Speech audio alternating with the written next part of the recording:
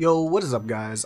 Before I even upload anything related to Ciaconna, before I upload the polls, the viewer polls, the fucking, like, just playing around with her, I kind of wanted to talk about the recent tier list adjustment in Prydwen. My attention was brought to this mostly through, my viewers, actually, because they linked to Prydwen and they told me that a lot of people are upset.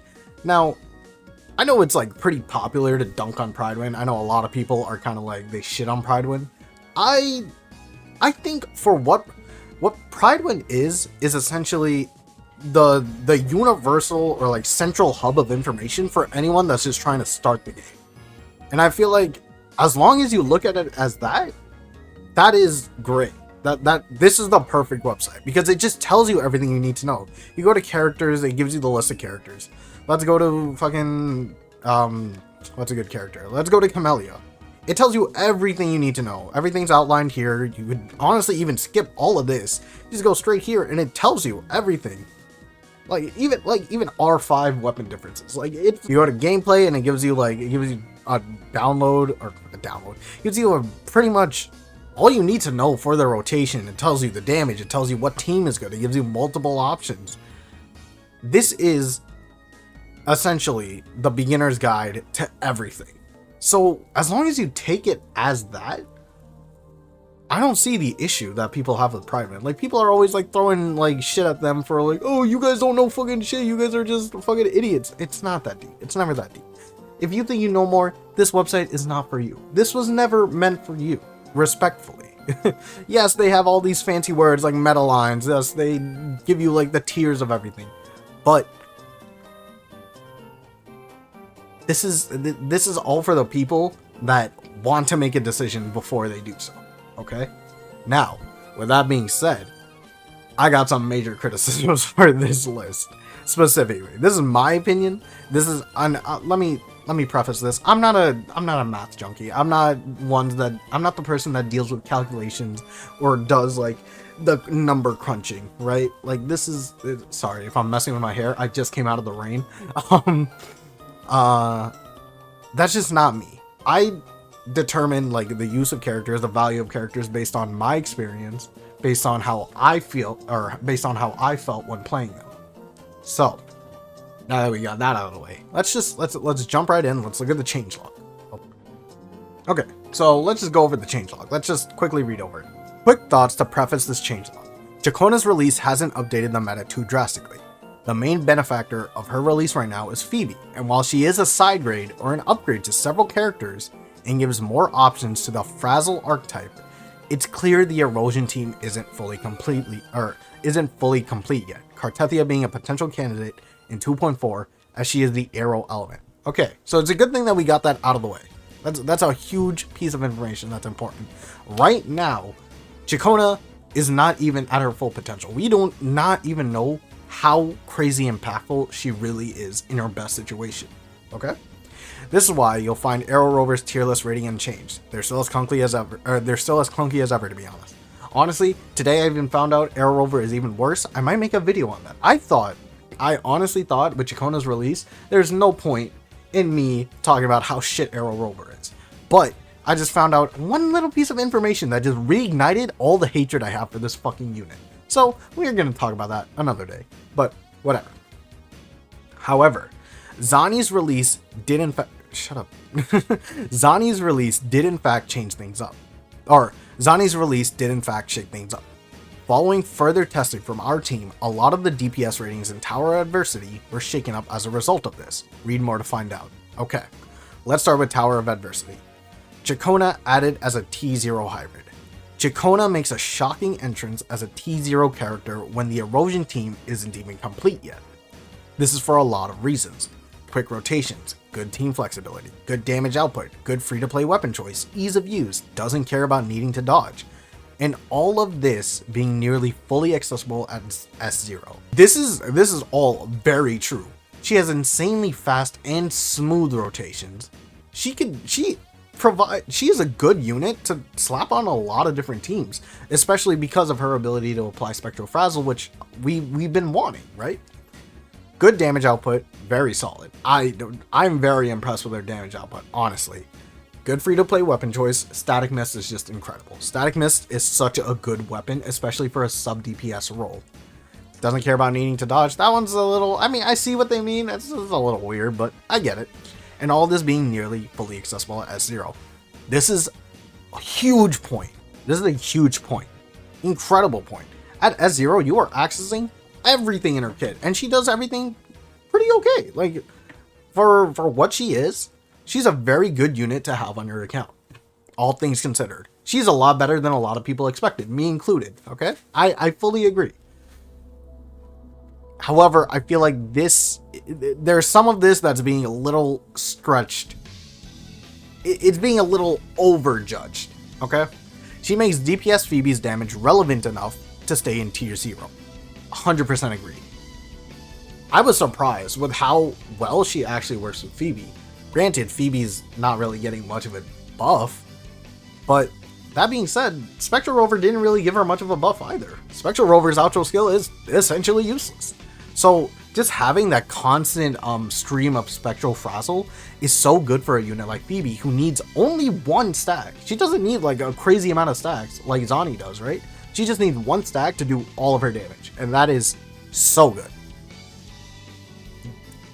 This next part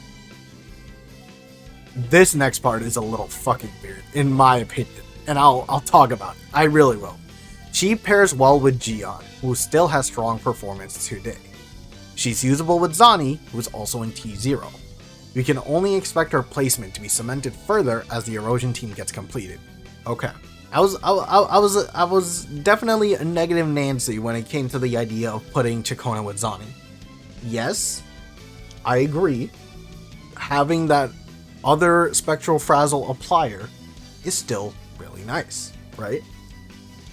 She is factually usable with Zani. Here's the issue. Okay.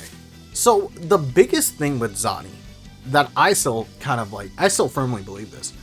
The fact that there are not many Spectral Frazzle appliers in the game to fully help her, fully support her. You have Spectral Rover, and you have Phoebe. Phoebe being her best in slot, of course, right? So, and a lot of people, me included, underestimated how strong Spectral Rover was going to be with Zani. However, what Spectral Rover brings to the table, if built properly, is outputting a lot of damage to supplement Zani.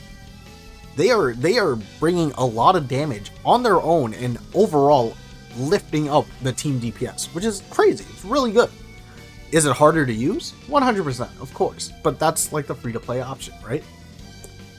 And it's also a different playstyle, so that's the thing. So it becomes harder to compare Phoebe and Spectral when you are, or Phoebe and Rover when you are expected to play differently based on the team you use. My thing with people saying, saying she's usable was on. Yes, you can definitely run a team such as Spectral Rover, Ciaconna, Zani. It's a little weird, though. It's a little clunky, it's a little awkward, because you still run into the issue where now the damage is being split up 3 ways, right? Ciaconna does decent damage, so you're expected to do damage with her, especially because she's not buffing Zani in any substantial way. She is just providing Spectral Frazzle, which is great. Here's the problem. Ciaconna is kind of a fake option. What do I mean that? Well, what do I mean by that? What I mean is that she doesn't really offer that once again, I have to reiterate, she doesn't offer Zani that much of a substantial buff because she's not meant for Zani, right? Yes, she applies Spectral Frazzle, but once again, you're playing essentially this weird split damage, quick swappy type combination of characters, which is fine, of course. The thing is, from my experience, from the testing that I did, the rotation feels kind of clunky, right? It's a little awkward. That being said, it's less quick swap intensive as just Rover and Ciaconna, which could probably be what they were going for. The issue is the fact that she is a 5-cost unit, or not a 5-cost. Sorry, I've been playing too much TFT. She is a 5-star unit. She's a limited banner rescue. So when you are offering another option as your for the Spectral Frazzle team, when your other option is just another limited 5-star unit, you really got to question, why didn't you just pull for Phoebe? You know, like if you needed another Spectral Frazzle applier, why did you not just pull for Phoebe? Of course, at the end of the day, this is another option. But if we're really gonna say that her usability with Zani is part of the reason why she's T0, you kind of have to dig a little deeper than just saying, oh yeah, you can use her with Zani. In my honest opinion, because yes, you can use her with Zani. But if you put in the resources and the you put in the resources to pull Ciaconna, why didn't you just pull the resources into Phoebe? Of course, there are like other situations. This is overall unique situations. Let's say someone pulled for Phoebe and they just didn't get it, and then they got Ciaconna because they want Ciaconna for Kartethia as well. Or let's say that once, or like, yeah, like they want a unit that's for Kartethia, but now they also have another option for Zani. Of course, there are nuances to this, so I'm not going to judge too harshly on that, but I do feel like it's kind of, when you say usable with Zani, there are heavy asterisks, you know? I'm going to be honest, this does not feel good. This does not feel good at all. And I tested this pretty, maybe I should run more tests. But from what I tested on stream, this pairs well. No. Respectfully, no. She really does not pair as well as they want you to think. Now, I understand. I get it. Ciaconna can reduce arrow res. Okay, and if we also look at her ultimate, she grants arrow damage bonus, which is great, right? It is definitely, it definitely makes sense to like use her with Jian. The problem here is, the problem I have, again, it's heavy asterisk, there's no point in this. There's really no point in this. Because when I use the team that they recommended under Ciaconna's guide, they recommended Jian, Ciaconna, Arrow Rover. And they emphasize make sure Ciaconna is on Gust of Vulcan for optimal damage. It's just, there's especially, it just doesn't work. It does not work as well as you think it is. It honestly kind of fucking sucks, in my opinion. As opposed to just like using Mortefi and a healer. Because, I'm gonna be, this is a dead unit. This, even with Ciaconna's release, is a fucking awful unit. Terrible, doesn't do anything. He provides almost nothing. Even his healing is like subpar. This is not a good unit. Ciaconna is carrying some of the weight with the damage, because she kind of has to. She doesn't really buff Jian in any other way other than the arrow res and arrow damage. That's fine. And she is providing good damage. And Jian is, you know, Jian is doing Jian, which is fine. It's great. But you compare it to his optimal team. And what I mean by optimal team, I just mean Mortefi and a healer. The damage is almost night and day. To the point where you suggesting this as an optimal team and saying that this is also why you're going to put Ciaconna at tier 0 is definitely a stretch. It is a huge stretch. And I tried multiple different setups. I tried putting Moonlit on Ciaconna. I tried the normal setup. I tried her with Shorekeeper. No matter what it is, it still severely underperforms the best in slot team, which of course makes sense. It's another option. Here's the thing though. You look at Ciaconna's banner. If you pull up, don't look at my ass right count. It was a rough session. If you pull up Ciaconna's banner, guess who's a featured unit? My face is blocking it. Guess who's a featured unit? It's more Teffy. It is more Teffy. So you are bound to get, well, of course, this is all RNG dependent, right? So let's also preface that. You are bound to get more Teffys though. Part of the reason you put this character in T0 is because she's usable with Zani with a heavy asterisk. Because yes, you can use her. Is it recommended though? Not really. And she pairs well with Jian. These are filler reasons, because these are things she is both subpar at.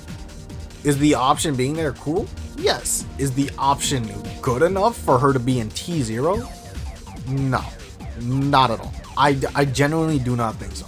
I think Ciaconna is a great unit. I think she has surpassed a lot of people's expectations, and I think she does a lot well. But you're gonna tell me that this character is on the same level as characters like Phoebe, who can be used as both a main DPS and a sub DPS very effectively, who is so easy to use for any player in the game, no matter how good or bad you are at the game? You're going to tell me this character is also as effective as a character that has 2 seconds on the field and buffs almost the entire team? You're going to tell me this character is as good as this one that buffs 1 and 2? We're going to talk about her. 2 of the highest damage dealers in the game, and we're also going to say she's in the same level as Shorekeeper, who is providing critical buffs up the ass, has incredible damage through her outro, also has grouping, and can be slapped on any team. And when I mean a character that can literally be slapped on any fucking team in the game, this character can literally, without any caveats, without any like but this, if that, none of that, can literally be slapped on every team. Same with Verena. Same with Verena, who can be slapped on any team, has 2 seconds of field time, and supports another best in slot unit. And honestly, supports every highest damage dealer in the game. So this character being in T0 it feels like an overjudgment. It definitely feels a little too much. So, okay, and also this is based on S0R0. So back to the Jian thing, you're not even getting the 10% arrow resist trap. Which further makes me wonder, what are we talking about by saying this character is good with Jian, other than the fact that it kinda somewhat gives him some damage? It just doesn't make sense. It genuinely does not make sense. I feel like Ciaconna, especially for a character we still don't see the full extent of, needs to be a little lower. I think tier 0.5 is perfect for Ciaconna. Because I'm not going to undermine that she is super splashable. Well, voice crack. She is super splashable on any team. She does a shit ton for a lot of teams. But it's not, all the things that she does, she doesn't do them incredibly. Other than, obviously, her grouping is pretty crazy, and her damage is pretty good for a sub DPS. So, that's that. That's my take on that. And then this is the part, this is the thing that threw everyone off. Jinhsi down to tier 0 to tier 0.5. And expert +1 tag added. We'll make something clear before discussing her drop. Jinhsi is still one of the best DPS in the game. She got expert +1 for a reason.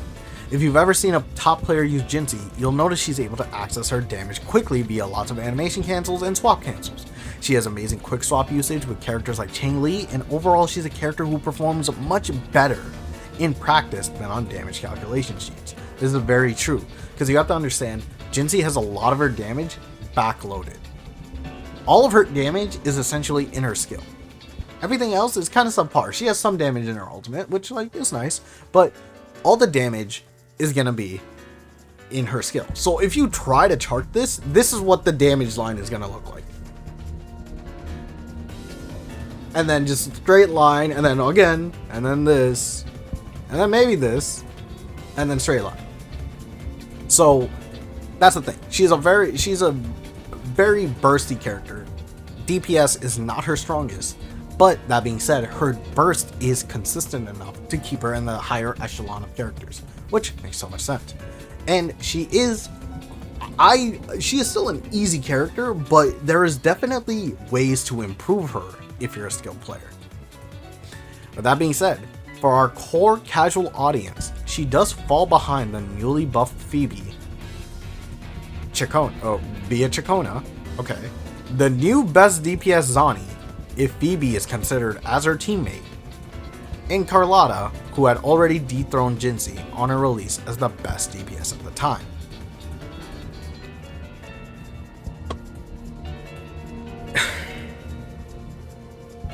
Now, okay. New best DPS Zani, with Phoebe considered, not that much of an overstatement. I can kind of see it. That being said, I think Zani doesn't really do that much better compared to a Carlotta, right? So us saying Zani is the new best DPS, even with Phoebe considered,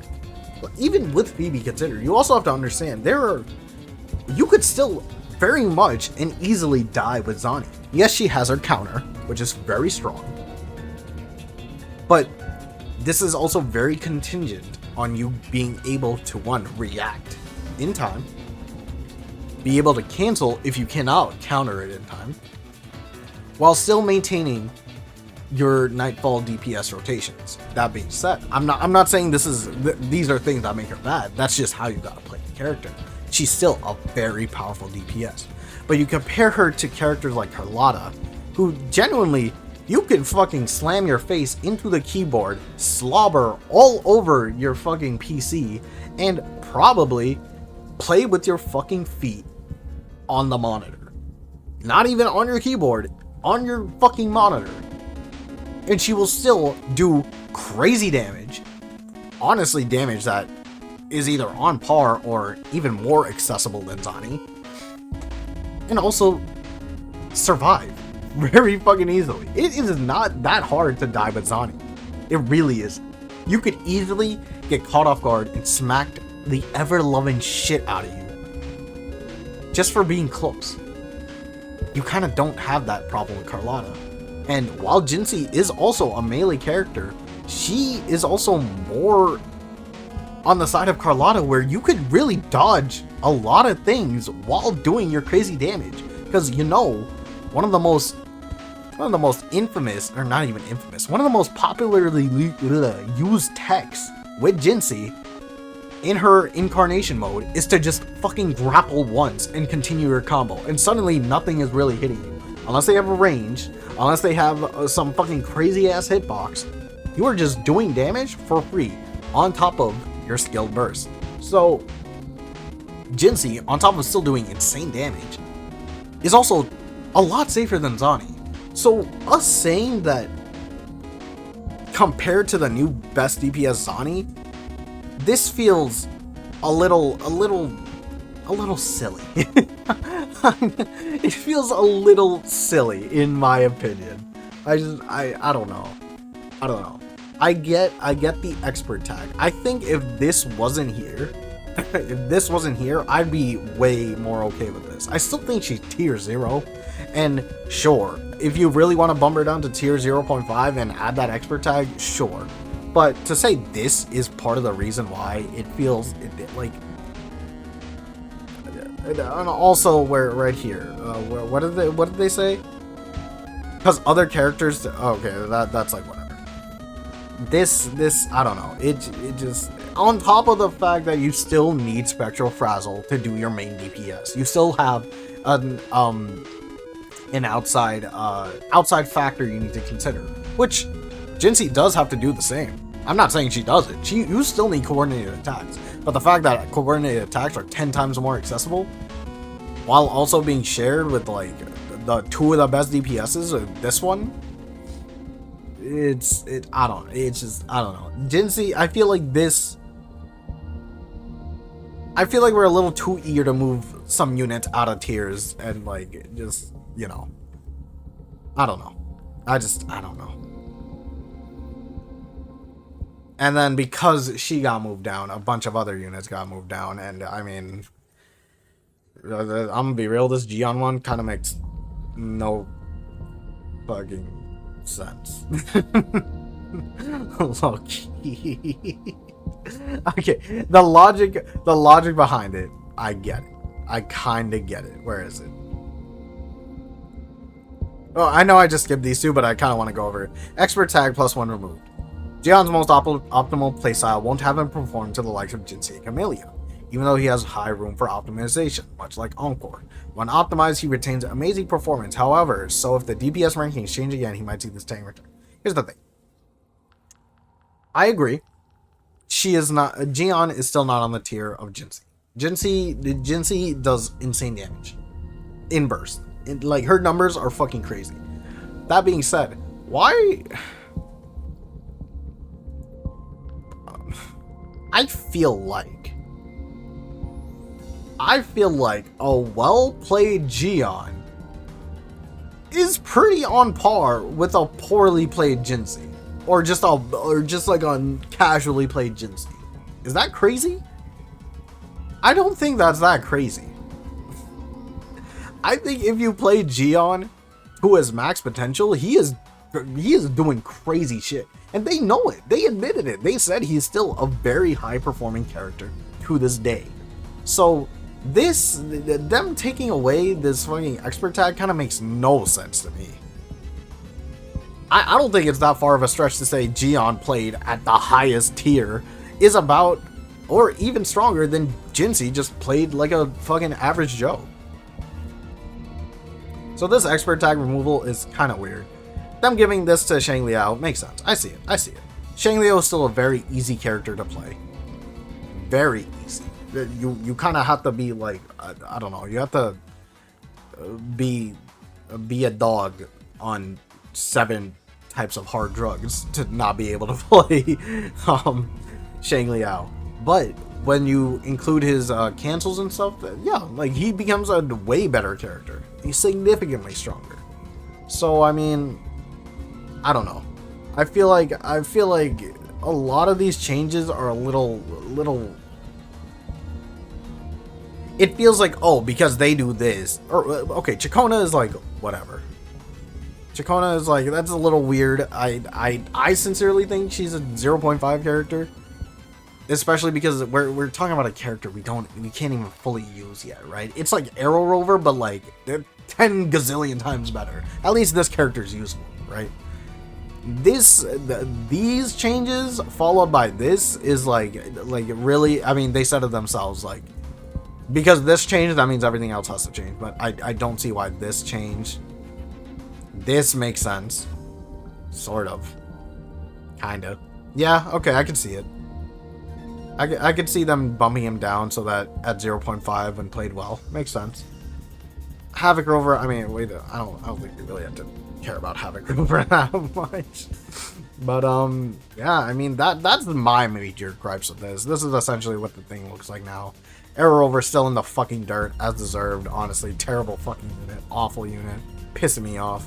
I don't know.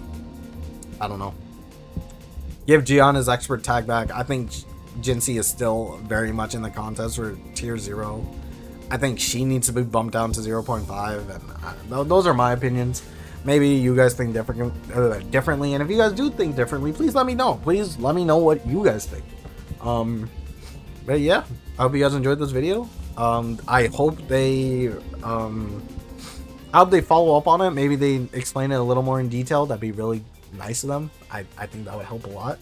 But yeah, until then, yeah, just leave a like, hit that subscribe button, hit that notification bell so you guys get a notification every time I upload. And also make sure to follow me down in my socials down below. I do have a Twitter, so please follow me there. I stream on Twitch and YouTube, and we've been having a good time, honestly. It's been pretty fun. I just did some viewer polls. I fucking popped off on those viewer polls. You guys are going to see that. I do some account reviews if you guys would like, and join the Discord. Especially if you want the account reviews, because that's how you get your account review. Join the Discord. I'm usually there. We're talking. We do a bunch of stuff. I still need to work on Discord a little bit. I need to add a little more changes. You know the vibes. That being said, yeah, that's about all I have to say about this. And yeah, hope you guys enjoyed. Peace.